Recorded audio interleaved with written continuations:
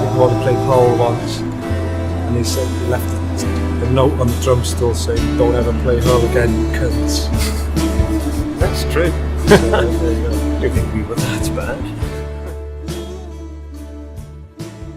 First years didn't really have time to even reflect on how sort of crummy the venues were. It's not something you think about at the time anyway, is it? Yeah, you kind of just, you're so amazed that you're doing something that you're not, like, I could have, you know, I can't believe people were coming up and buying tickets to see us, and but you embraced it, you know, you didn't sort of go, oh, you know, you have to embrace something like that, because you know how lucky you are. So we never thought about the venues, did we? That's what you want anyway, that's what why you trade. Don't write music, just, I'd say the majority of people don't write music just to put it on the shelf and forget about it. You know, you want to go out there and share it, play it out live.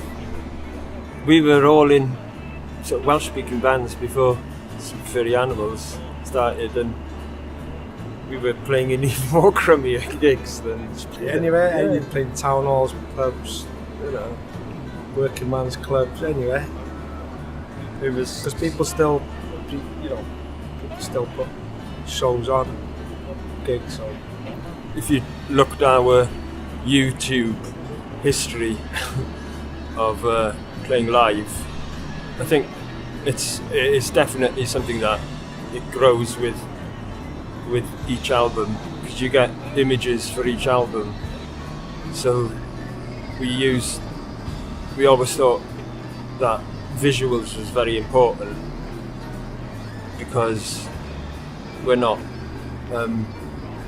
you know, Griff's not really Mick Jagger jumping around. And the more you progress or grow, you get these opportunities that you wouldn't have when you were starting out. You get more financial backing by labels, so you get to experiment more with what you can and can't do on the live stage.